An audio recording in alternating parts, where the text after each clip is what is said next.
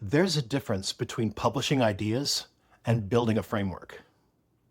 Over the years, what I've written, recorded, and developed has gradually taken on structure. The essays, the standalone series, the theoretical models, and the books are not isolated pieces. They form a coherent psychological architecture. So in this video, I want to make that structure visible. I want to explain how the work itself is organized, how the primary domains on the site function, how the standalone series operate, and how my central integrative text, The Psychology of Being Human, an authoritative guide to mind, emotion, and meaning, relates to the rest of the system. Once you see the structure, the work becomes easier to navigate. On the site, the essay work is organized into 4 primary domains: mind, emotion, identity, and meaning. These domains function as lenses.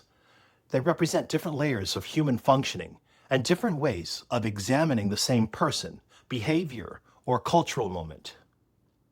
The mind domain examines perception, cognition, attention, belief formation, and distortion.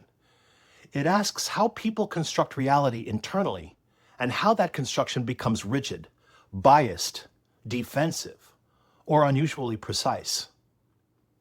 The emotion domain focuses on affective experience and regulation. It explores how feelings are organized, simplified, intensified, avoided, or stabilized over time, and how emotional patterns shape behavior beneath awareness. The identity domain addresses selfhood. It examines how people structure who they believe themselves to be, what they defend, what they perform, what they resist revising, and how identity interacts with status, morality, belonging, and coherence. The meaning domain concerns orientation.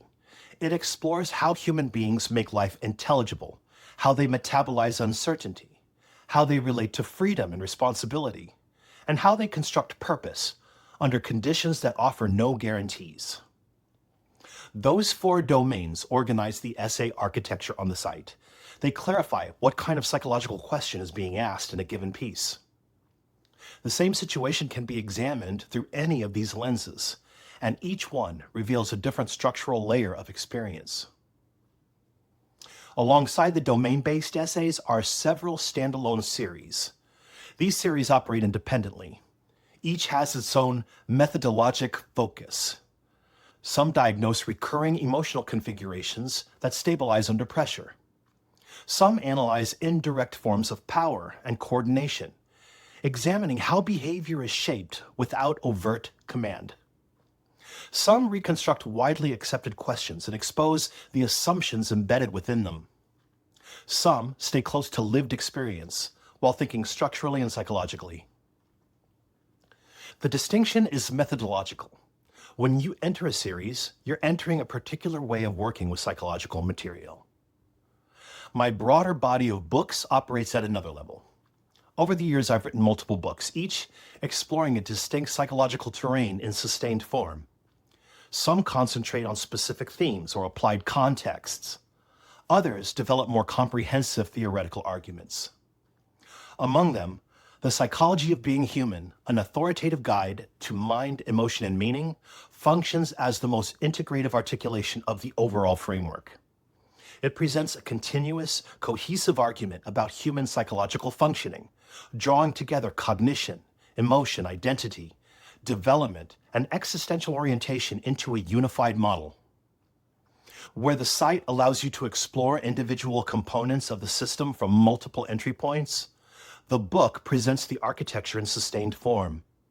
There's no required sequence for engaging the work. You can begin with a domain. You can begin with a standalone series. You can begin with any one of the books. Each path leads into the same underlying work. The organization is intentional, and the entry points are flexible. So this episode clarifies that architecture, so that when you move through the work, you do so with a clear sense of how the pieces connect.